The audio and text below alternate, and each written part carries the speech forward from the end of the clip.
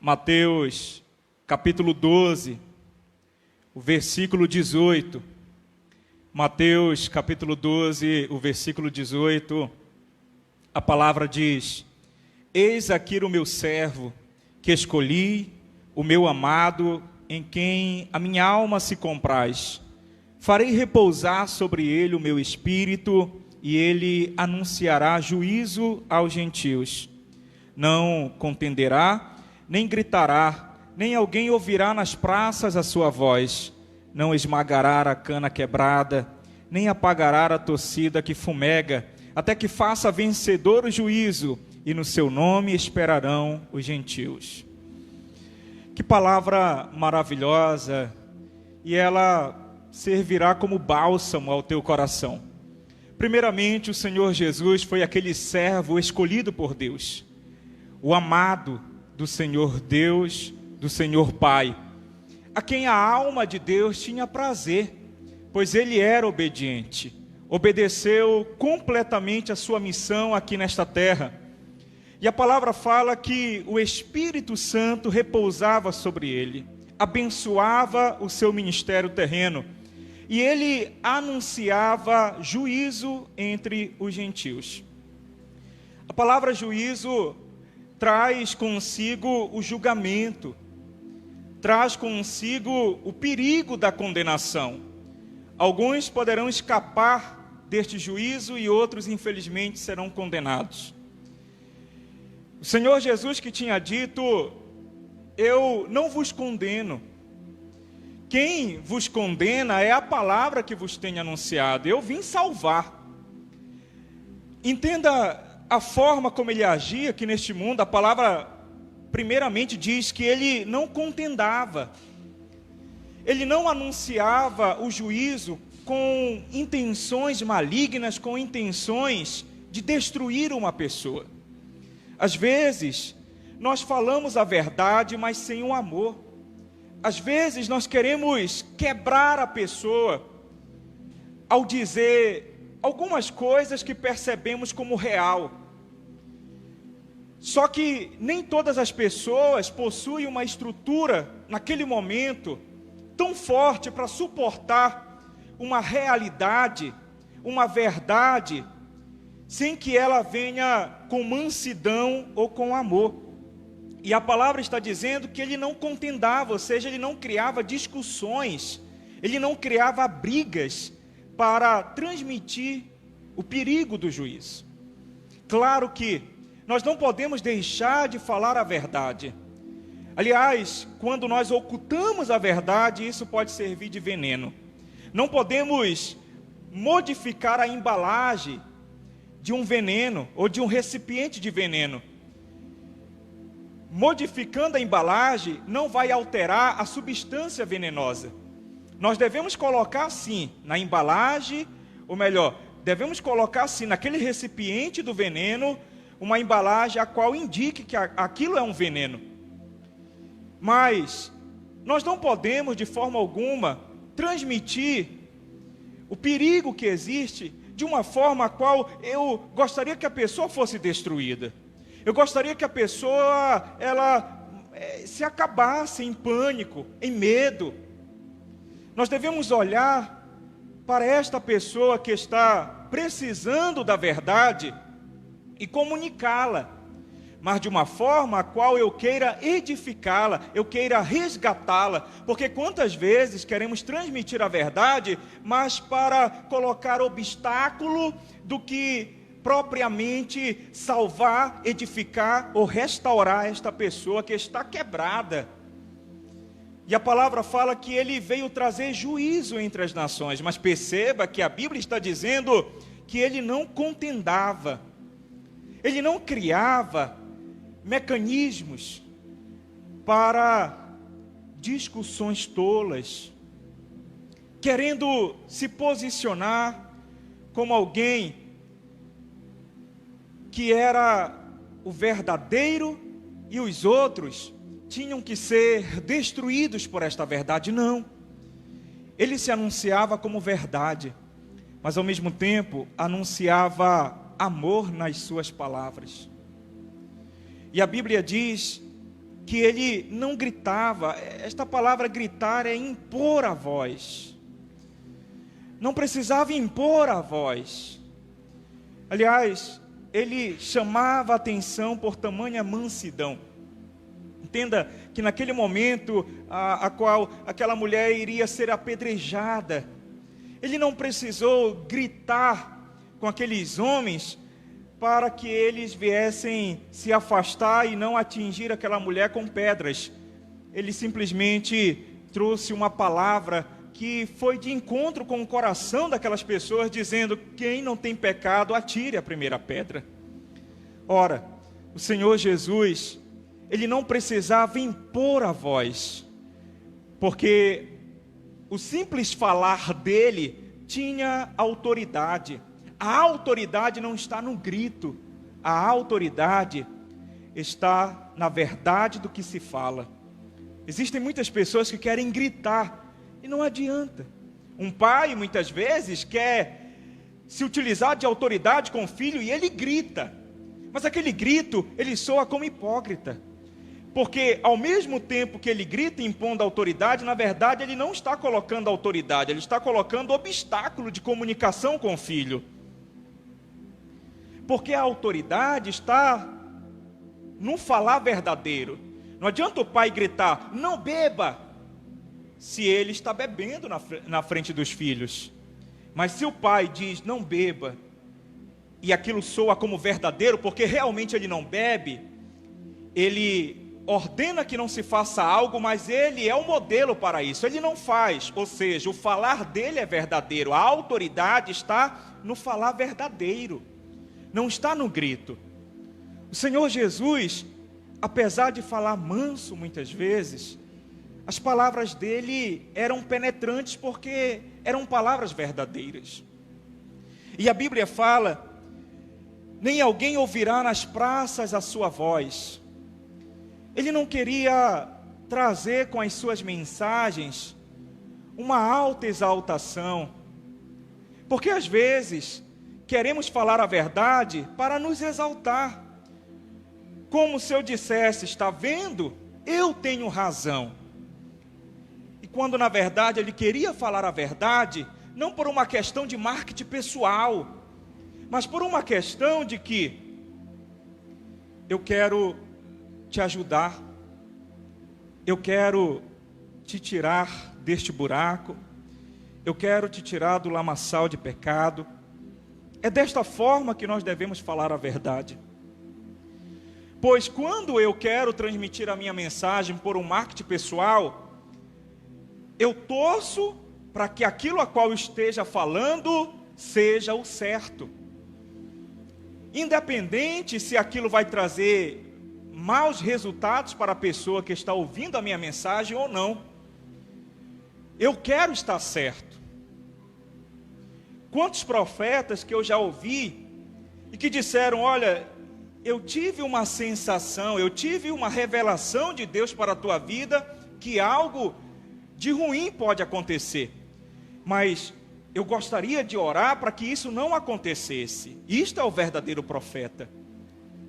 Ele quer livrar aquela pessoa daquele buraco, daquele mal. Agora, o falso profeta é aquele que diz: eu tive uma visão em relação a você e vai acontecer. E ele gosta que aquilo venha acontecer. Aliás, ele deseja com que aquilo venha acontecer. Este não tem amor. Certa vez eu ouvi de um pastor que ele recebeu no gabinete uma pessoa que teve uma revelação, a qual uma cidade inteira seria destruída pelo fogo. E de repente aquela mulher disse para o pastor: acreditas no que eu estou falando? E o pastor disse não. E ela de repente ficou chocada e disse: como não podes acreditar numa profetisa do Senhor?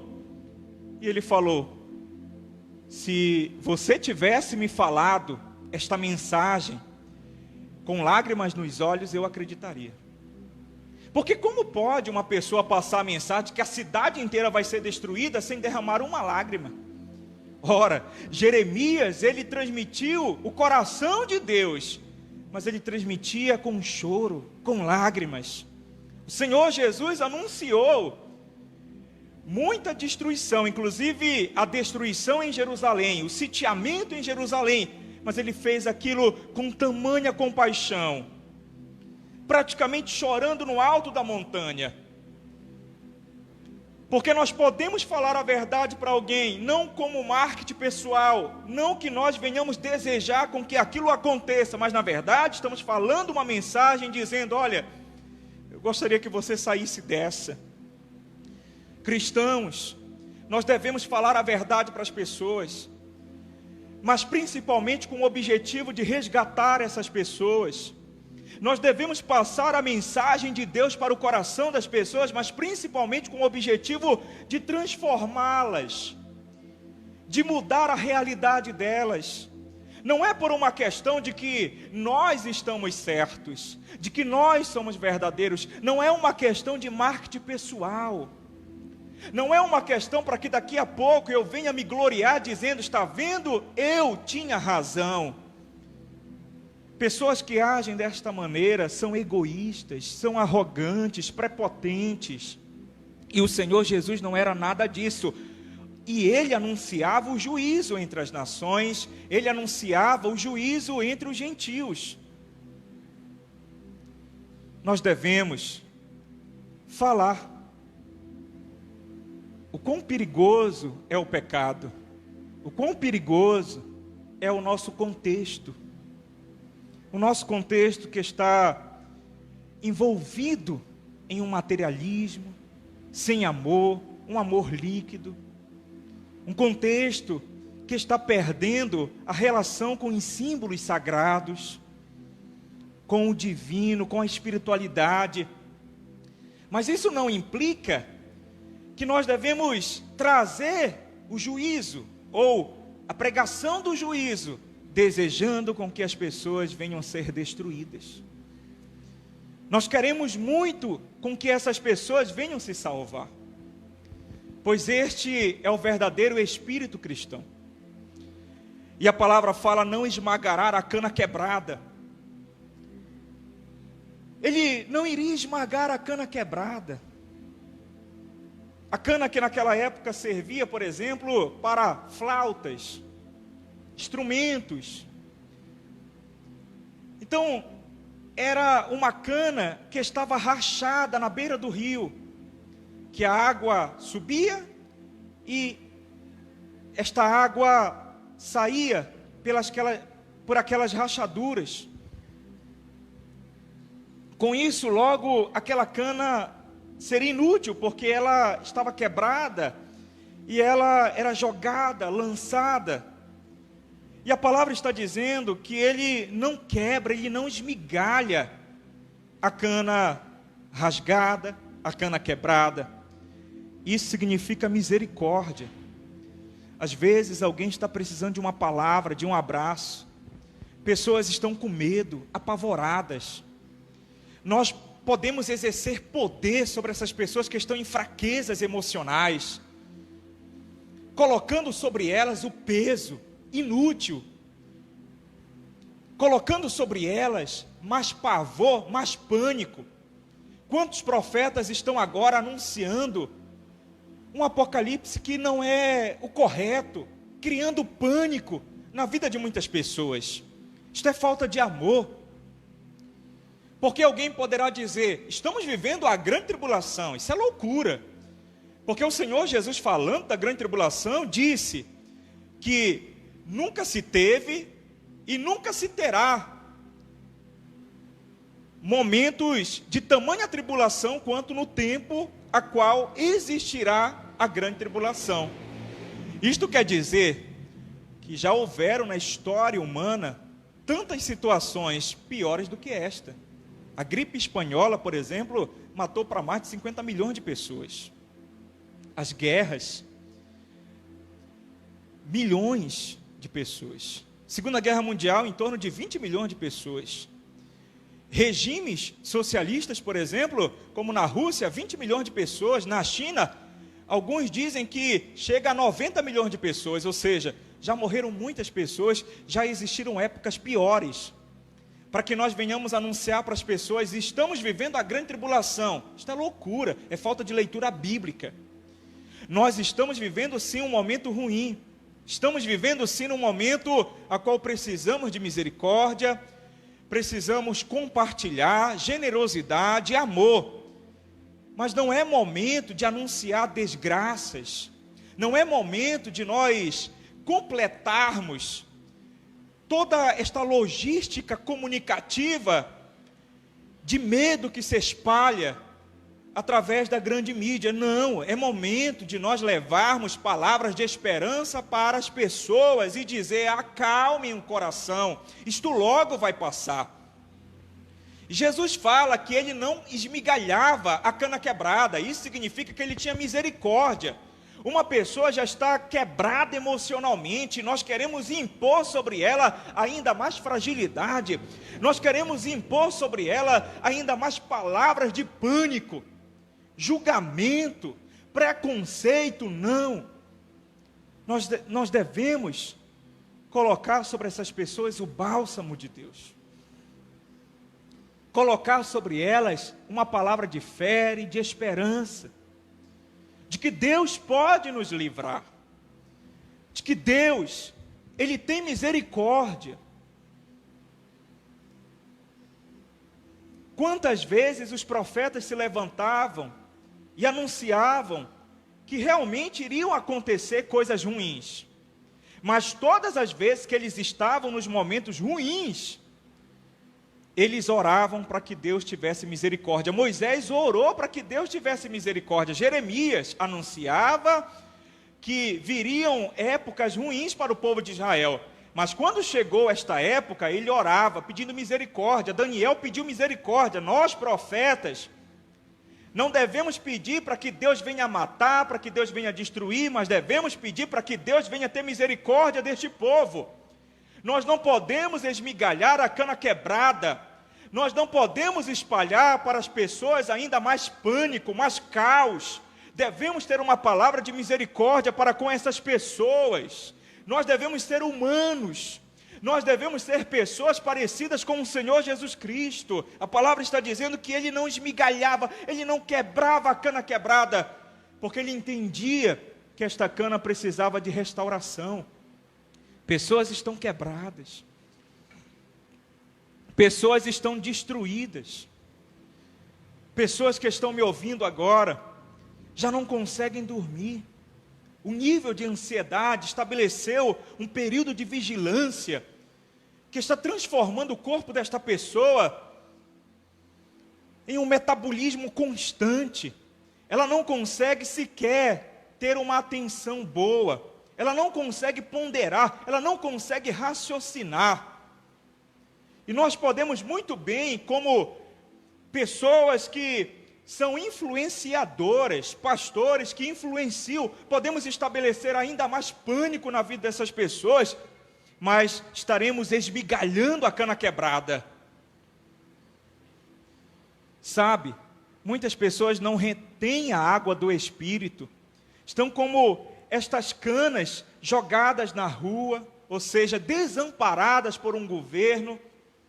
E nós, como igreja do Senhor, devemos entender que ainda que esta pessoa não retenha água, que significa esperança, a palavra de Deus, vamos levar curativa espiritual para que as rachaduras do coração, da alma desta pessoa venham a ser saradas, curadas, tapadas, e neste momento esta pessoa possa reter uma palavra de esperança, porque quantas vezes elas estão nos escutando, elas estão recebendo uma palavra, mas daqui a pouco escutam tantas outras funções midiáticas que trazem palavras de medo, de pavor, e estas pessoas se desesperam, porque elas estão quebradas, e nós devemos restaurá-las. Dizer: existe um Deus que cuida de nós, existe um Deus que se preocupa conosco, existe um Deus que pode nos restaurar. Profetas do Senhor, é momento de misericórdia, e a Bíblia diz: nem apagará a torcida que fumega. Sabe aquela lamparina que tem uma pequena chama e que está chegando no final daquela corda, podemos muito bem chegar lá e apagar com o nosso dedo, com as nossas palavras, apagar a esperança no coração das pessoas. Mas a Bíblia fala que o Senhor Jesus não apagava aquela pequena chama. Nós devemos agir desta maneira, não apagar a pequena chama no coração das pessoas. Entender que essas pessoas precisam manter a esperança, manter a fé. Sabe aquele pequeno fogo que existe? E quantas palavras nossas funcionam como muitas águas, e que se lançam sobre essas pessoas, apagando tudo, levando essas pessoas ao desespero. Veja o olhar de misericórdia do Senhor Jesus Cristo. Ele não esmigalhava uma cana quebrada e não apagava uma pequena chama que fumegava, porque ele entendia que ainda que se tivesse para esta pessoa uma pequena oportunidade, esta pequena oportunidade deveria se manter. Quantas pessoas têm poucas oportunidades? Nós não devemos fechar a porta.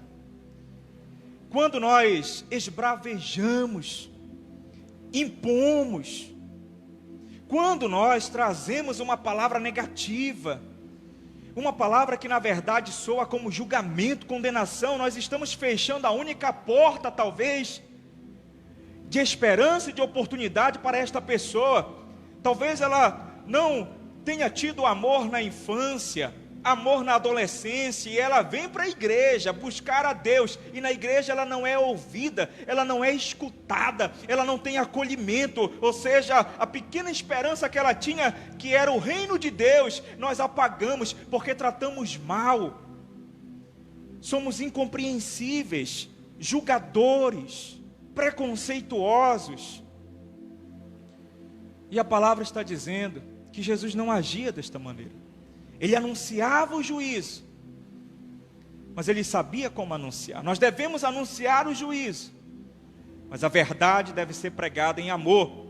E a palavra está dizendo, até que faça vencedor o juízo, ou seja, virá o juízo.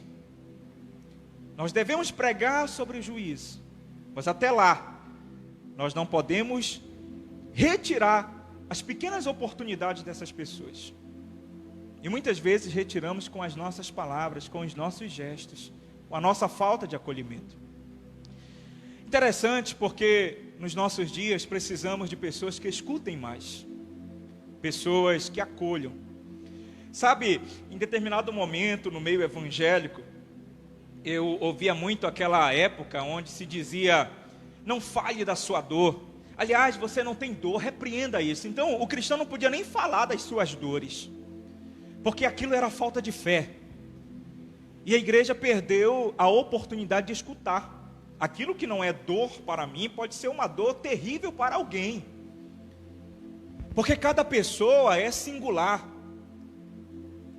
Veja, o Senhor Jesus, quando ele estava indo para Jericó, e ele encontrou aquele cego que gritava, filho de Davi, tem compaixão de mim. O Senhor Jesus era onisciente, porque aqui nessa terra, ele era também 100% Deus, apesar de ser 100% homem também. E naquele momento, aquele homem chamou a atenção dele, e ele perguntou, o que queres que eu te faça? Ora, o porquê que o Senhor Jesus perguntou, o que quero que eu te faça? Ele queria ouvir. Ele poderia muito bem curar aquele homem sem nenhum tipo de pergunta. E aquele homem disse, eu quero ver. Se ele disse, eu quero ver, é porque ele reconhecia que ele era cego. As pessoas precisam expor a dor, falar de seus sofrimentos. E se nós repreendemos, no momento que a pessoa está dizendo sobre a dor, já dizemos, não queremos ouvir, isso é falta de fé, você não tem dor. Não é para você ter medo. Aliás, o medo faz parte de qualquer pessoa. Quem não tem medo, ou é alguém que não desenvolveu-se cognitivamente falando, ou infelizmente é um psicopata. Porque todos nós temos medo. Jesus, ele sentiu medo. Tanto é que ele fez aquela oração: Senhor, se possível for, afaste de mim este cálice. Jesus suou sangue. O Filho de Deus temeu a cruz. É claro que essas notícias, elas causam medo em todas as pessoas. Agora, se eu tenho um déficit cognitivo, ou então eu tenho até mesmo uma psicopatia, é claro que eu não vou ter medo. Agora, o meu medo não pode se transformar em pânico, porque o pânico, ele não controla, ele retira o meu autocontrole. O pânico, ele me dirige a tal ponto que eu perco a direção de mim mesmo. O Senhor Jesus teve medo, mas não teve pânico.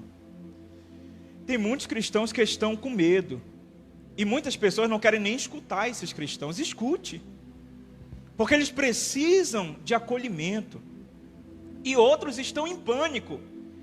Quem está em pânico, escute também,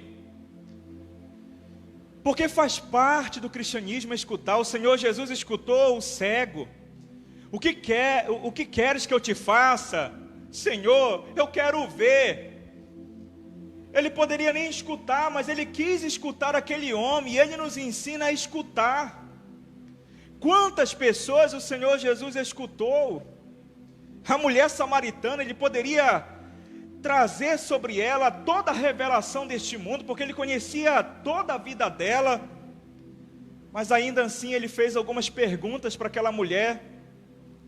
Ele transformou aquele momento na beira do poço de Jericó, na beira do poço em Samaria, como uma oportunidade para conversar, para escutar aquela mulher. Nós devemos escutar, não é condenar. Inclusive, certa vez ele falou sobre uma torre que caiu, que morreram 18 pessoas em Siloé. E ele falou: olha, vocês acham que aquelas pessoas que morreram lá são mais pecadoras do que os habitantes de Jerusalém? Mas não. Sabe o que ele quis dizer com isso? É que coisas ruins acontecem com pessoas boas também. Não é porque alguém está sofrendo que esta pessoa é pecadora, que esta pessoa merece a condenação. Não. Porque, aliás, pessoas justas também podem sofrer. Por isso, todas as pessoas devem ser acolhidas e não julgadas, não condenadas. Nós podemos anunciar o juízo de Deus. Aliás, falar a verdade, mas que devamos falar essa verdade em amor, não para esmigalhar a cana quebrada, e nem mesmo para apagar a pequena chama que fumega, a pequena chama que está ainda queimando aquele fio. Nós devemos transmitir a palavra de Deus para os corações com muita misericórdia. Aliás, pessoas estão precisando neste momento de misericórdia, de compaixão, de um abraço. Estão precisando de um telefonema, de uma mensagem. Estão precisando de um apoio, da sua generosidade. E não adianta você dizer: ela merece. Não, ela não merece isso. Aliás, se for por uma questão de mérito e demérito, todos nós merecemos coisas ruins. Porque todos nós temos más intenções. Como eu sempre digo, temos uma feiura existencial na natureza.